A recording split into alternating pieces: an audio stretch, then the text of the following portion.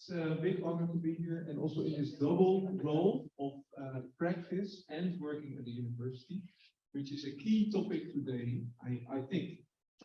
Social ecology, there are many definitions, I think. I think also speakers and audience might have different definitions of it. For me, this one is interesting to start with the social. So it's the relation with yourself, with your surrounding, with other people around you, and how this affects society, but also the natural environment. So it's about this interaction. This is just an attempt of myself as well, but I think that also the interdisciplinary approach is key in this topic. We also already see it in the different student projects and organized and coordinated by different sections, also in this university, that we can come to the key ingredients if we work interdisciplinary. The interscaling iteration, we all do this, and we probably know these little drawings. That we go from chair till city and back. And it's even more interesting, and some speakers touched on that already, that it's a multiple level of skills all the time. So I noted down here 12, the source of Teke de Jong, but we have a lot of levels that we touch in our design process. But these are more urban environments, let's say. The titles are urban environments, and it made me curious also to have more talks with each other, also with the other sections. We all touch upon these skills, but how do we name them? So landscape, it's probably more geographical and topographical, and planning, it could be more governmental and also more stakeholder and politic related. But therefore, we do kind of the same thing. So if we think in structures, and this was also an attempt for myself for today to structure some things, some fascinations and inspirations in time and in scale. And I thought I got a bit in panic when I started working at the university, but if you work in practice, you work on projects that will be constructed within 5 years or 10 years. But now in university, you are also allowed to work in time frames of 100 years, 200 years, and then 3-meter sea level rise, etc. So it made me a bit come to a time frame from ice age to ice age. So then at least there is the idea that the whole North Sea is gone again. But so that is the lower part, and then we have the skills on the vertical side, which is from 1 chair to 3 million, which is then the northwest side of the delta of Europe, for example. This is more our office, for example. In practice, we are really stuck in a box. We help with creating species like visions for cities and municipalities in a certain amount of time, do design work for that, or we have a neighborhood skill where we do tenders with developers, also in a short amount of time, and then comes to construction. So that's why I love to also work in the university to make this combination, and also think that the day as today is very important to inform each other about all the practical issues. If I think about social, ecological, and then probably also inclusive cities, I think very early times are quite inspirational. So these maps from archaeological show our country, let's say thousands of years ago, and you see that we are in a very changing and very dynamic country, Delta, the Netherlands. And we were not so sure and so secure about where we could live and how we could live and with whom we could live. But the natural environment was very rich and rich, nutrient-rich, salt, sweet water, sand, clay, a lot of gradients, and therefore a high biodiversity and good ecological values. And people start to inhabit that on higher areas, sandy areas, creek, sites of creeks, etc. And it's interesting to see these patterns evolve, not only in landscape, but also in urban environments, and in how people actually situate to each other. And I'm also proud, I asked Vera to use this image. She's here in the audience. Also from how to see that some students also in graduation work look at this skill and investigate further also how people started to live together. And in my feeling, and also Veen's feeling, I guess, is that the ecological footprint was quite all right at that time. So we had a kind of 15 minutes landscape or 15 minutes settlement, and food, and the production of wood, reeds, clay, all the building materials, everything was autarkic and nearby. But we were only with 30,000 people in the whole Netherlands. So that is then the solution, and maybe an inspiration. I'm not saying that we should go back to 30,000 people, but it's indeed, at least it's an example that we can say, okay, it could work.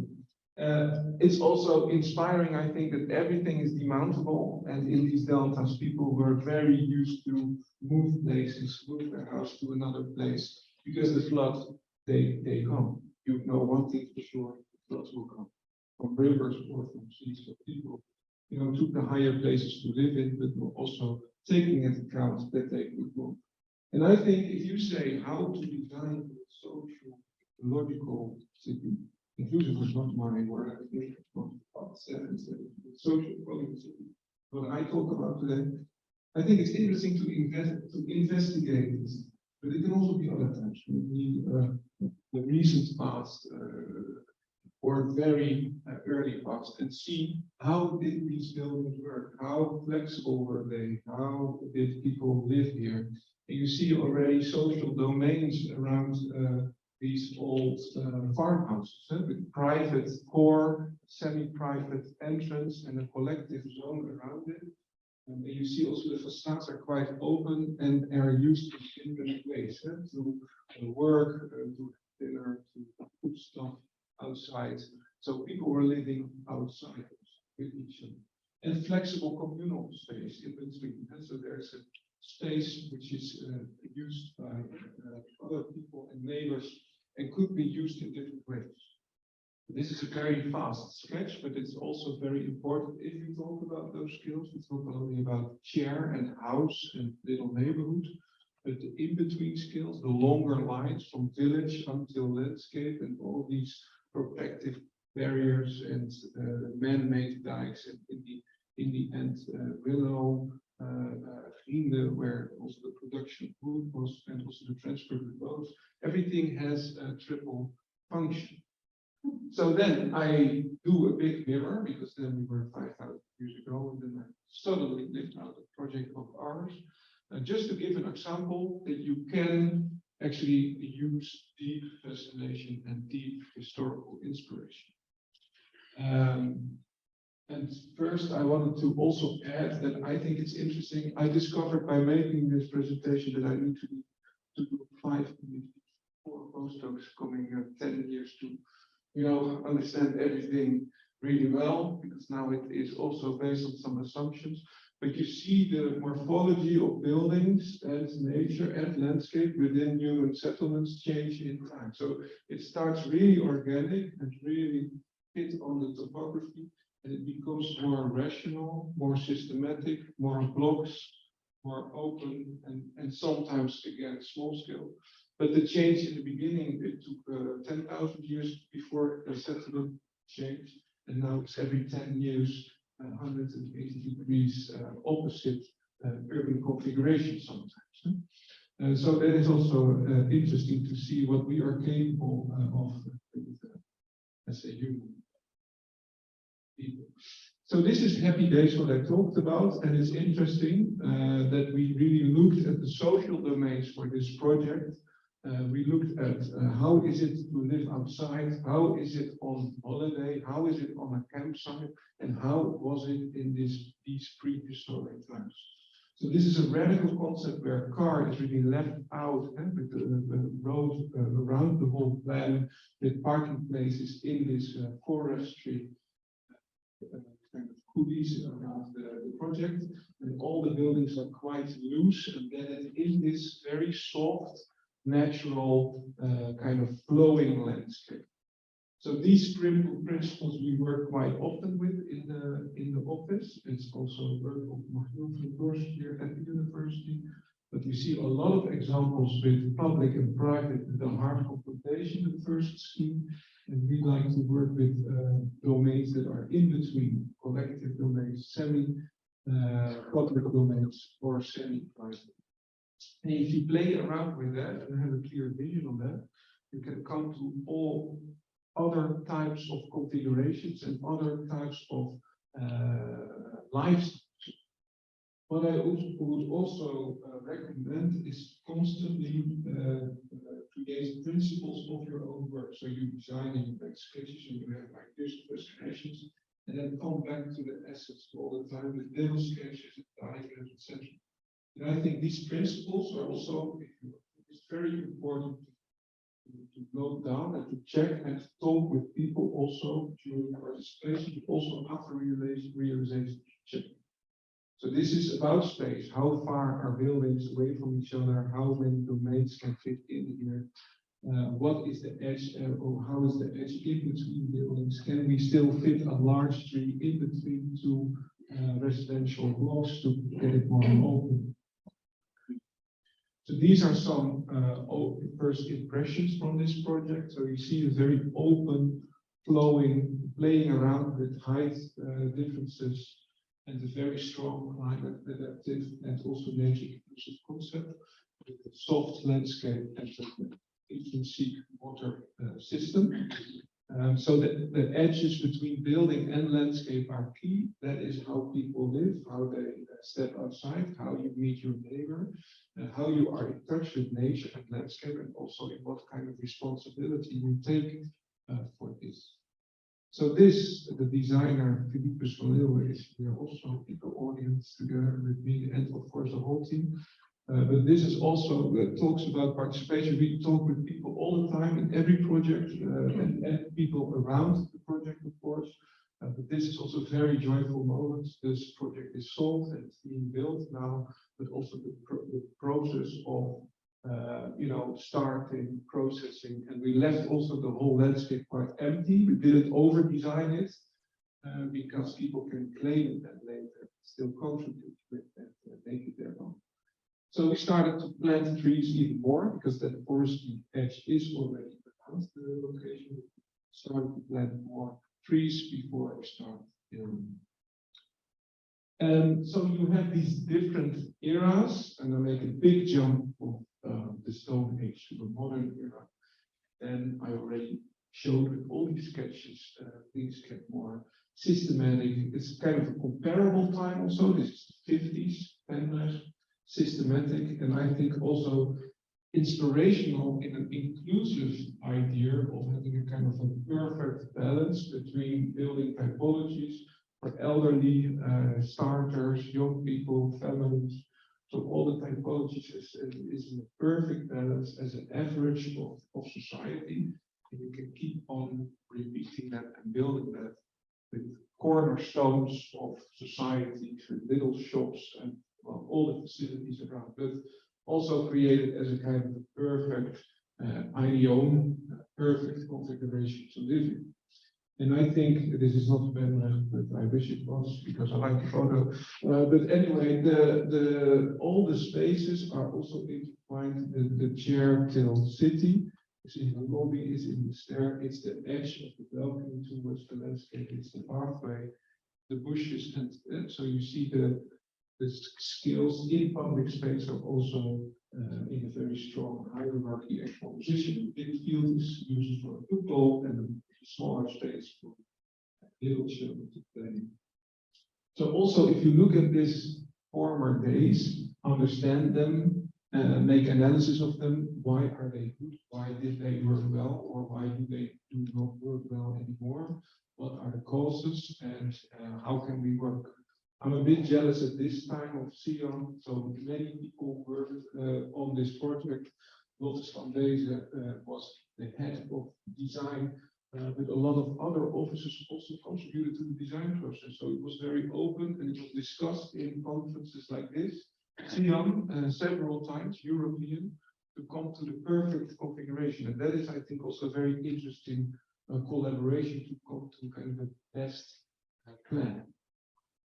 So Park Buurt is another project of ours, which is actually far more nuanced, reacting on this modern age, which is Meeuwenplaat in Rotterdam, which is also a configuration of stamps and stripes we had to react on. But on the other hand, it is also attached to a big park, Oedervlietse Park. Here you see the whole development. There were already many trees we want to keep, and we want to react in a nuanced way on this modernistic stamp, but we gave it a twist. You see the first scheme, we created 5 little neighborhoods that were also specific on themselves, and we let the park in. So we come to a configuration where the car is out, the park is in. It's still related to the modern stamp, but it has a twist. And these photos I'm really proud of, the photography and every project we visit a lot of times to talk with people and ask how do they live now and how is it working, what works well, what could be better. And you see that people, because of the interaction of building and public space, are also concerning and kind of, have a lot of contact with each other, but also take care of their surrounding. As we see the steel cables here in the veranda, and also the green strip in front is then maintained by the people that live there. And the little twist in the building block gives a more embedded feeling and a more comfortable feeling, a more enclosed feeling. So people get a bit of a courtyard effect while it is still public and open. And you can make interesting analysis. The pathway directly towards the veranda, or you put a pathway 3 meters from the veranda, makes a huge difference on how the space is actually used by the people. Because if you have an extra grass field of a few meters, you use it with some stairs or with the chairs or other furniture, and you kind of expand your own domain a bit more. We kept 12 very big trees. That's also the reason why these building blocks are a bit diagonal. And I'll show them later. And then I come to the last example, and that is also a very disruptive and extreme one. But in Soho, in Rotterdam, we do a project where we actually combine different destinations. So the old landscape was far before here, the older landscape, but also the Wederopbouw lab, modernistic era, which is still there in buildings, but also the city, new city. Land, and city on top of each other in the city center of Rotterdam, which is probably the most extreme example of a social, ecological, and inclusive city, which still has to improve, of course. But the people are there now, creative people. People have studios, ateliers, and we have the first two blocks now designed to final design, and the ambitions are still very high, and they start to build soon. So these people claim the space now. They have different shops. There are big hallways and offices that are used in different ways. People can claim not only the public space but also buildings, so they can paint it, put art on it. It's kind of a free zone. But it's also connected to the Achtingsbuurt and Oude-Noord. So it is also one side of the project should be embedded in a smaller scale, more village-like feeling where the city meets neighborhood. So there's a big gradient in this project. So human scale, a good square, do not over-design it. You can use it in multiple ways. Interaction zones, but also little edges with a large tree to feel comfortable, where you can sit and relax with someone else. And so sometimes it's quite individual. And also you always test your public space on different events and configurations, so it is flexible. So this is also an ecological layer in the project, which is on top of all the roofs and also connected to the different streets around the project, where deep soil is also key to make it really true. So we have 1 meter of soil here to realize this biotope that also connects Noordzee and the Hoflogen Park. And that was it, I think. well, one more thing, the future is with you and with the students. So I'm also very happy that I can think of situations that are thousands of years ahead. Thank you very much. Curious at the next step. And well, if we structure our projects like this, then we can have good conversation.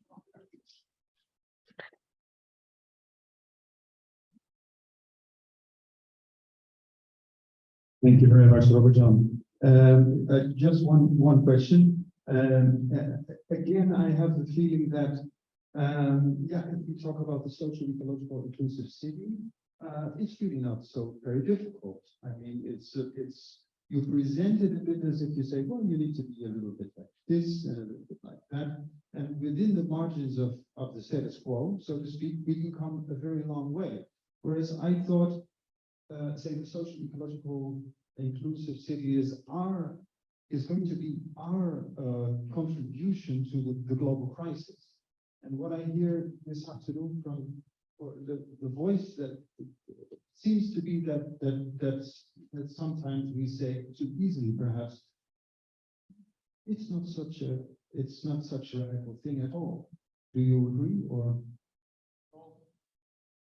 No, I was very intrigued by the question. You get disillusioned if you leave university, you go to practice. You also get disillusioned if you go back from practice to university. But that's not, I mean, these two are also totally different. So you should be a bit lucky. I mean, the first two projects to show are probably only for people with money. You have the happy days in the park buurt, and you see it right. So it starts with that should be affordable. And you work with Heijmans, and they have a concept housing, and you can be also critical about it because there's concrete in there and maybe also plastic, but they can build fast, and then it could be affordable. So it's also a way of things that but you get the parking, so you do well, but it's also assignment that you get. There are certain assignments in practice, and 80% is neighborhood skill, and you fight with architects to be in there as an urban designer because they always ask for architect and landscape architect. So that's another fight. But if you're in, you do your best, you make the best out of it within the conditions of an assignment. So that is reality, and you are very lucky if you get a project like Soho. And we work more international now, also in Brussels and Bern. And then you are very lucky if you have the circumstances of being in an inner city where already creative people are, where there's really restriction on there should be social housing. 35% in Zoho, it is obliged. There's 4,000 square meters of studios for 70 euros a square meter, etc. But then inclusivity is in the package of demands, and then you are very lucky. And then I'm proud anyway, but then you are proud. But if we should work together on an agenda to put the agenda out to get good assignments. Okay, that is the thing.